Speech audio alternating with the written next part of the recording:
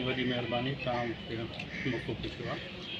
गुज़ारिश इहा आहे त तव्हां हिते आया आहियो त हिते माण्हुनि खे ॾिसो पिया त केतिरो मुहबत जो क्राउड आहे इन करे आहे जो माण्हू खे इज़त मिले थी ऐं उन्हनि जा कम थियनि था जेसिताईं जेका हींअर जेको आयो आहे इहा असांजे सिंध गवर्नमेंट जी पोईं स्कीम हुई पोईं गवर्नमेंट जी जेका उहा असांजा इलेक्शन जे करे टेंडर रुकल आहे जेके हाणे टेंडर थिया आहिनि ऐं हाणे जीअं जून जी बजट थींदी इनशाला ख़ासि करे नौशार फिरोज़ हुननि जे हिकिड़ा मिसाली कम थींदा ऐं बिल्कुलु असां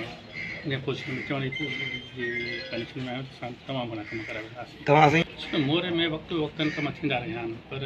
जेका न ॿाहिरां खां शहरनि में गॾु पढ़ाइण थिए थी पई उनजे करे पोइ अञा मसइला वधंदा वञनि था पिया या जेके असांजा प्राइवेट जेके माण्हू आहिनि जेके पंहिंजो कॉलोनी ठाहिनि था उहे ख़्वाब वॾा ॾेखारनि था पर पोइ पंहिंजो सिस्टम ड्रेनेज जो या ॿियनि ॻाल्हियुनि जो कोन था कनि पिया जंहिंजे करे घणा मसइला पेश पिया अचनि पर हींअर ख़ासि करे मोरे जे हिसाब सां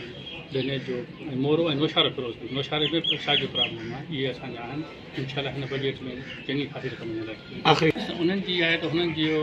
जेका लीड ॾिनी आहे उहा हुननि जो एतमाद असां ते हुयो इन करे असां थोरी लीड ॾिनी आहे ऐं असां हुननि जे एतमाद खे कॾहिं बि ठेस न पहुचाईंदासीं ऐं इनशाला इन जे एवज़ में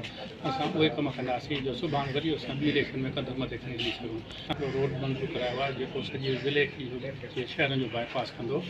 ही ऐं मस्जिद खां थींदो जेको 38 किलोमीटर या 48 किलोमीटर आहे वर्ल्ड बैंक जे ताबनि सां उहो नओं रोड थो ठहे पियो उनजी सर्वे शुरू थी वई आहे ऐं शायदि कुझु हुन जा निशान बचनि पिया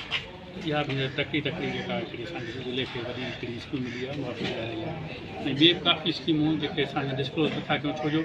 डिस्क्लोज़ करण खां पोइ वरी कॾहिं कॾहिं मौसमी हालतूं या कुझु अहिड़ियूं थी वञनि जीअं पोइ बरसाति थी वई त उहे शयूं रुकिजी वेंदियूं त पोइ माण्हू आङुरियूं कंदा आहिनि पर इनशाला हिन जून ताईं घणो कुझु कमु थींदो वॾी महिरबानी